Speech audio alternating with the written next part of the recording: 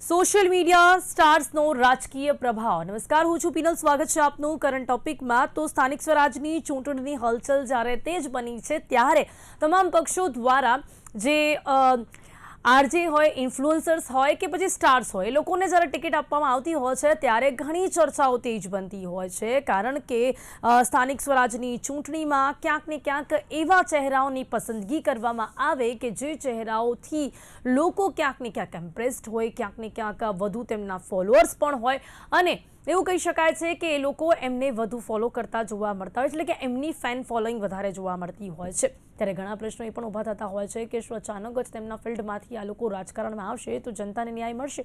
પરંતુ એ જ જનતા તેમને પસંદ કરતી હોય છે અને એટલા માટે જ તેમને ટિકિટ આપવામાં આવતી હોય છે. પરંતુ પક્ષની વિચારધારામાં શું રહેતી હોય છે કે માત્ર ને માત્ર જેમના ફોલોઅર્સ છે તેમને વોટ કરે, એમ કે પછી એની સાથે સાથે તમામ એવા લોકોને ખરેખર રાજકારણમાં લાવવા માંગતા હોય કે એ લોકો પણ સેવા કરી શકતા હોય. હવે ઇન્ફ્લુઅન્સર્સ પોતે જ ચૂંટણીના મેદાનમાં ઉતરી રહ્યા છે. ઘણા એવા નામોની વાત કરીએ તો લોકપ્રિયતા ધરાવતા એવા ઘણા ચહેરાઓને આ વખતની ચૂંટણીમાં પ્રાધાન્ય આપવામાં આવ્યું છે. Social media star Ankita Parmar ભાજપના ઉમેદવાર છે. તો social media influencer famous singer છે નેહા સુથાર, તેમણે ભાજપમાંથી ટિકિટ લીધી છે.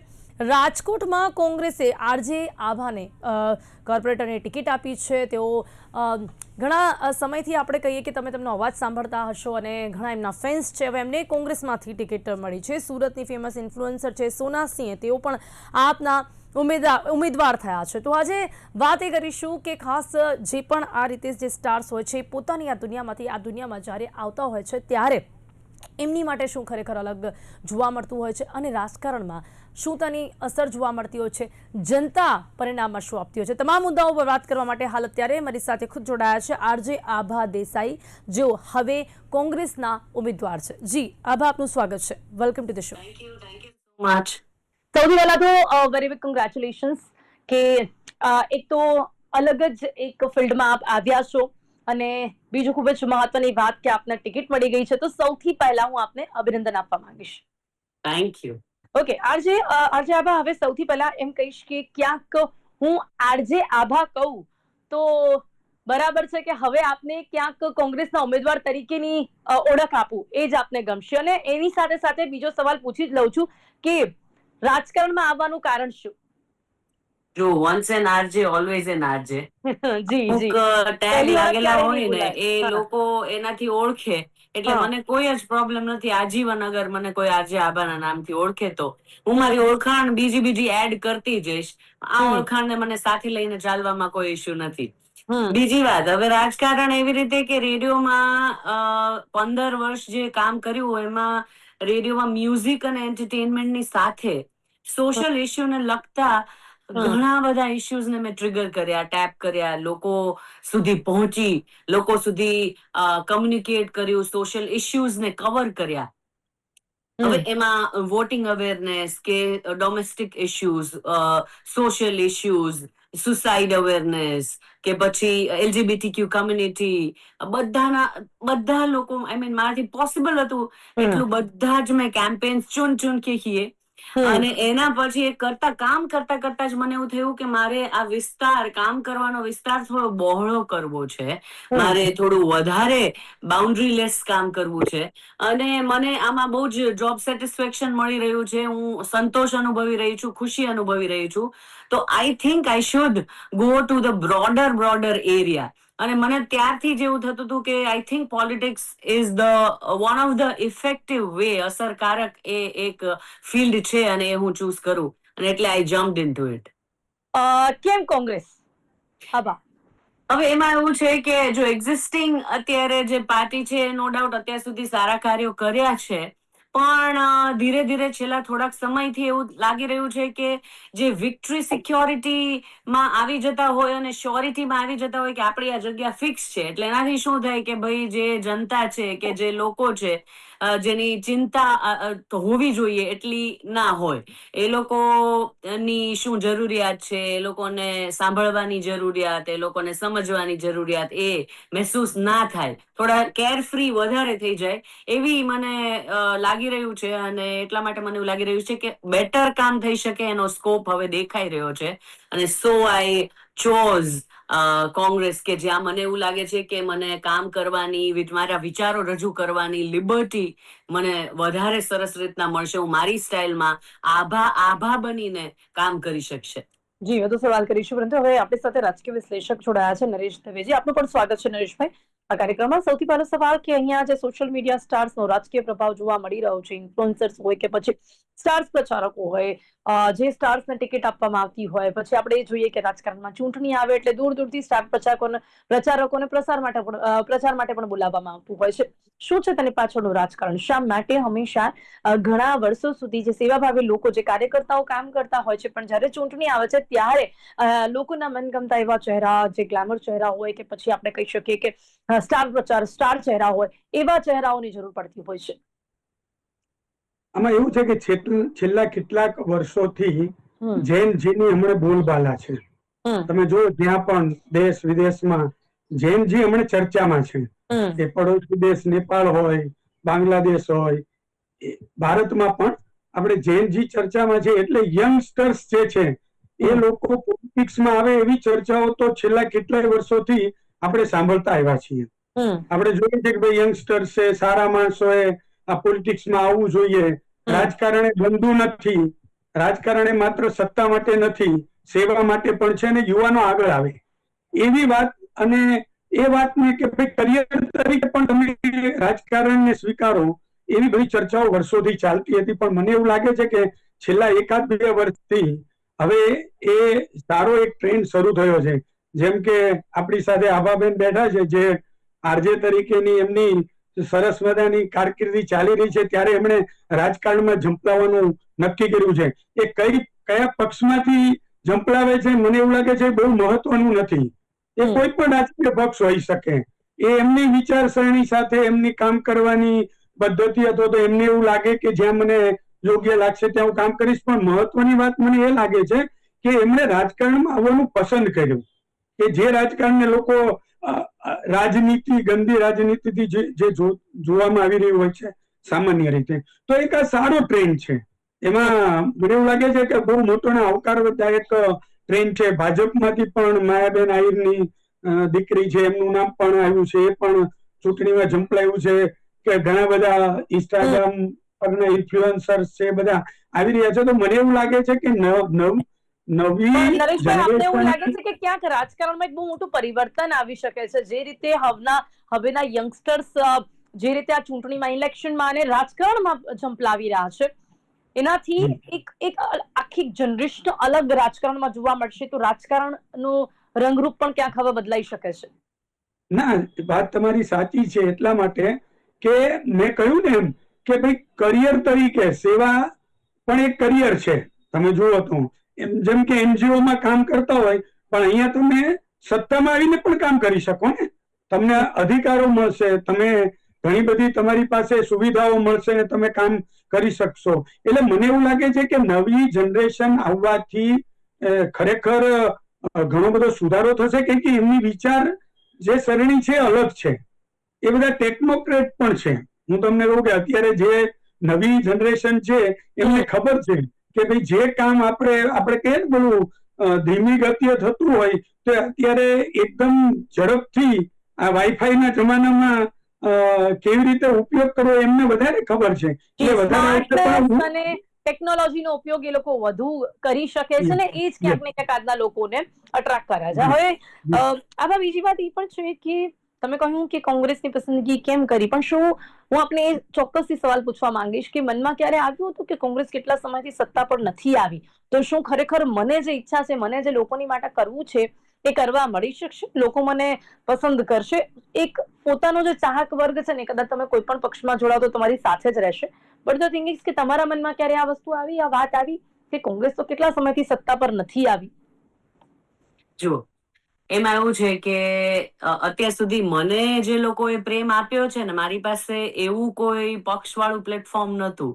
હું માઇક પરથી બોલતી હતી. હા, હું ડેફિનેટલી કેમ્પેન્સ કરીને રોડ પર પણ આવીને લોકો સાથે આવીને કે લોકો માટે કંઈ કામ કરતી હતી. એટલે એ જે મેં લાગણીઓ બટોરી છે ને, એમાં મને લોકોએ ખાલી નામથી જ ઓળખી છે, મારી સરનેમથી, કે હું કઈ જગ્યાએથી આવું છું, એનાથી લોકોને ફેર નથી પડતો. એટલે મને પહેલી વાત તો એ કે મારી સાથેનો પ્રેમ, મને એવું લાગે છે કે મારી સાથે રહેલો પ્રેમ જે છે મારી સાથે રહેવાનો જ છે. બીજું એ કે જે સત્તા પર છે એવું જરૂરી નથી કે એ આમાં તો ભાઈ ये तो भाई રાજનીતિ હે, સત્તા અને પાર્ટીઝ ને બધું ચેન્જ થતું રહેતું હોય, વિચારધારાઓ બદલાતી રહેતી હોય, એટલે ઇટ્સ નથિંગ લાઈક કે મને આ પાર્ટીમાંથી ને આ પાર્ટીમાંથી ને મને એવું થયું કે મારી વિચારધારા કોંગ્રેસ સાથે અલાઈન થઈ રહી છે. એ લોકોની જે કામ કરવાની સ્ટાઇલ છે, પ્લસ માઇનસ બધાના હોય, પણ અત્યારે જે કામ કરવાની ધગસ મને દેખાઈ રહી છે. પૂછવું છે કે કોંગ્રેસની વિચારધારા ચોક્કસપણે આપને ગમી, પણ આજની આ જનરેશન કોંગ્રેસને તો ગમાડતી, પણ તો બી મોદી મેજિકમાં બિલીવ કરતી હોય છે, એમનાથી ઘણા ઇમ્પ્રેસ રહેતા હોય છે લોકો. આપનું શું માનવું છે બાબત પર? જુઓ, હવે અમુક વખતે તો કેવું છે કે ગાડરિયા પ્રવાહ જેવું પણ હોય છે, એટલે હું બહુ એ બધામાં કઈ હજી આવતા વેત કોઈ કમેન્ટ કરવા નથી માંગતી, પણ એવરીબડી નોઝ કે અમુક વખતે કેવું હોય છે કે જે વોટ કરવા જતા હોય ને ત્યાં ચહેરાને કોઈ દિવસ જોયો ના હોય, ઓળખતા ના હોય, ખ્યાલ ના હોય કે કામ કર્યું છે, કરશે કે કરવાના છે, પણ છતાંય એ ખાલી સિમ્બલ જોઈને વોટ કરતા હોય છે, અને એવરીબડી નોઝ કે એવું છે. હવે આપણે જોવાનું એ છે, મારી આશા એવી છે કે જે ચહેરાને ઓળખે છે, જેને ખ્યાલ છે કે આ ચહેરો કામ કરે છે, કરતો આવ્યો છે, એના સ્વભાવમાં છે આ વસ્તુ, તો પછી મને એવું લાગે છે કે ભરોસો મૂકશે, અને મૂકે તો વેલ એન્ડ ગુડ, અને નહીતર હું તો મારું કામ કરતી જ રહેવાની. જી બિલકુલ. નરેશભાઈ, કદાચ નરેશભાઈને કંઈક ઇન્ટરનેટ કનેક્શન ઇશ્યુ આવી રહ્યો છે, જેનાથી કદાચ એ આપણને સાંભળી નથી શકતા. નરેશભાઈ, મારો અવાજ આપને આવી રહ્યો છે? જી નરેશભાઈ, મારો અવાજ આપને આવી રહ્યો છે? ઓકે, નરેશભાઈને કદાચ ઇન્ટરનેટ કનેક્શન ઇશ્યુ આવ્યો છે. આપની સાથે વધુ એક સવાલ સાથે ચર્ચા કરવા માંગીશ. આપને લાગે છે કે આ જે ટ્રેન્ડ ચાલ્યો છે કે જે પણ લોકો હવે આવી રીતે ચૂંટણીમાં ઝંપલાવી રહ્યા છે, તેના કારણે હવે રાજકારણ વધુ સ્પર્ધાત્મક બની શકે છે. હવે આપણે જોઈએ છે કે ક્યાંક કોમ્પિટિશન વધુ જોવા મળશે યંગસ્ટર્સ માટે. આપને લાગે છે? મને એવું લાગે છે કે ડેફિનેટલી અનુભવની જરૂર છે, ડેફિનેટલી વડીલોની જરૂર છે, જે લોકો ધુરંધરો, જે લોકો ઘણા વર્ષોથી કામ કરતા આવ્યા છે, એ લોકોને ખ્યાલ છે કે કેવી રીતે કરવું. પણ મને એવું લાગે છે કે ડેફિનેટલી ફ્રેશનેસની જરૂર છે. ડેફિનેટલી જે ટેક્સ સેવી લોકો, એઆઈ વાપરતા લોકો રિલેટ કરી શકે એવા લોકો, જે લોકો ફર્સ્ટ ટાઈમ વોટ કરે છે એ ભરોસો કરી શકે એવા લોકો, જે લોકો યંગસ્ટર્સ છે એને એવું લાગે એને વોટ કરવા જવાનું મન થાય, જે લોકો વોટ નથી જ કરતા. તમને ખ્યાલ હશે કે કેટલો માસ એવો છે કે જે લોકો વોટ કરતા જ નથી, એ લોકોને ભરોસો નથી, એ લોકોને લોકો પર કે પાર્ટી પર કે સિસ્ટમ પર કે કંઈ પણ કમ્પ્લેન્સ છે, અને for that they are being lazy to vote, they are being irresponsible to vote. તો એ લોકોને ઈચ્છા થવી જોઈએ કે ભાઈ એવું લાગે છે કે અહીંયા દાળ ગળશે, એવું લાગે છે કે અહીંયા થોડું બ્રાઇટનેસ દેખાઈ રહી છે, અહીંયાથી કંઈક સતેજ વસ્તુ દેખાઈ રહી છે, અને અહીંયા કામ થશે, લાવો વોટ કરીએ. એટલીસ્ટ એ વોટ કરતા થશે. એટલે મને એવું લાગે છે કે બંને એનર્જી નું કોમ્બિનેશન જરૂરી છે. જેવી રીતે અનુભવ અને ઉંમર જરૂરી છે, એવી રીતે યંગસ્ટર્સ એટલે યુથ અને નવી વિચારધારા, ફ્રેશનેસ પણ એટલી જ જરૂરી છે. જી, આબા, આપને એવું લાગે છે કે ક્યાંક કોંગ્રેસમાં હજી પણ થોડીક સમજદારીની જરૂરિયાત છે? વી ઓલ નો, તમને પણ ચોક્કસપણે ખબર જ હશે કે જે પ્રકારે ઇલેક્શનના સમયે જે પ્રકારે ખડગેજીએ નિવેદન આપ્યું, બીજા કોંગ્રેસના પણ ઘણા લોકો ઘણી વખત ગુજરાતીઓ વિશે આ પ્રકારના નિવેદન આપી દેતા. યુ ઓલ્સો ગુજરાતી, અને ગુજરાતી તરીકે ઘણા બધા લોકોની લાગણીઓ દુભાવી, ચોક્કસપણે એમને માફી પણ માંગી લીધી. પણ હવે કોંગ્રેસમાં ક્યાંક એક સમજદારીની જરૂરિયાત છે. નેતૃત્વ કરનાર જે નેતાઓ હોય એ લોકો આ પ્રકારના સ્ટેટમેન્ટ આપે ને પછી માફી માંગવી પડે, તો આપ જયારે કોંગ્રેસમાં જોડાઈ રહ્યા છો ત્યારે કેવા પ્રકારના પરિવર્તન ઈચ્છો છો, કેવા પ્રકારની સમજદારી ઈચ્છો છો, ખાસ કરીને ગુજરાતી જનતા માટે? જુઓ, સમજદારીની જરૂર મને લાગે છે કે કોઈ પક્ષ પર ડિપેન્ડ નથી કરતી કે આ પક્ષને સમજદારીની જરૂર છે. સમજદારીની જરૂર બધાને છે. આ જવાબદારી જેવી છે કે જે સમજદારીથી નિભાવવાની છે. હવે ઘણા બધા કામ ઓલરેડી એવા થયા છે, અને એવી ઘટનાઓ થઈ છે કે જે ઓલરેડી અત્યારે જે સત્તા પર જે પાર્ટી છે એ લોકોના રાજમાં થઈ છે, જે ન થવી જોઈતી હોય. એમાં પણ એવું થયું છે કે ભાઈ કોઈ કઈ સ્ટેટમેન્ટ આપ્યા હોય, આ છે તે છે, ઇમેચ્યોરિટી બતાવી હોય, પણ it is depending upon the person, the party, અને ધીરે ધીરે કરીને હા સમજદારીની જરૂર બધે છે. અને આઈ એમ સો સોરી, આગળ શું હતી આપણો સવાલ? આપ કેવા પ્રકારના પરિવર્તન ઈચ્છો છો? જો આપ કોંગ્રેસમાં આવી રહ્યા છો તો આપને લાગે છે કે લાઈક આ રીતે કંઈક હું પણ ચેન્જીસ લાવવાનો પ્રયાસ કરી શકું છું? હું છે ને થોડી પોઝિટિવિટી ઈચ્છું છું. Yes please. હું કામ પર ફોકસ કરવા ઈચ્છું છું. મને દાવપેચ નથી કરવા. મને કોઈના પર કીચડ ઉછાળવા નથી કે કોઈનું કીચડ મારા પર લેવું નથી. મને કામ કરવું છે, દોડવું છે, લોકોને સાંભળવા છે, લોકોને સમજવા છે, લોકો સુધી પહોંચવું છે, મારા સુધી પહોંચાડવા છે લોકોને. અને મને પોઝિટિવ પોલિટિક્સમાં, ન્યૂ એનર્જી, વેરી ગુડ વાઇબમાં મને રસ છે. આપને લાગે છે કે આપના જે પણ ફોલોઅર્સ છે, આપની અવાજને પસંદ કરનારા, આપને પસંદ કરનારા લોકો આપને રાજકારણમાં પસંદ કરશે? હવે મને ખ્યાલ નથી, પણ લાગણી અગર જોડાયેલી છે, તાતણાઓ અગર જોડાયેલા છે, અને હું કામ કરવાની તૈયારી બતાવું છું, તો મને લાગે છે કે ઓલરેડી ભરોસો જીતેલો છે મેં ઘણી બધી વખત લોકોનો, તો હું ફરી એકવાર જીતી લઈશ. રાજકારણમાં એવું કહેવાય છે, હંમેશા આપ પણ સાંભળતા હશો, સામ દામ દંડ ભેદ બધું જ અપનાવવામાં આવે છે આમાં. તો આવું જયારે આપણે સાંભળીએ ત્યારે એક અલગ જ દુનિયા હશે. અત્યારે તો લાઇટ કેમેરા એક્શનની દુનિયા હશે, માઇક હોય, આપણા ફોલોઅર્સ હોય, આપણે એક ગ્લેમરની દુનિયા પણ થોડી જીતા હોય ને. ચોક્કસથી આપ હંમેશાથી સામાજિક મુદ્દાઓ પણ ઉઠાવતા આવ્યા છો, એટલે આપની આપનો એક પગ એ દુનિયામાં પણ હતો એવું કહી શકાય. પણ છતાં પણ આપને લાગે છે કે એક આખી દુનિયા થોડીક બદલાશે?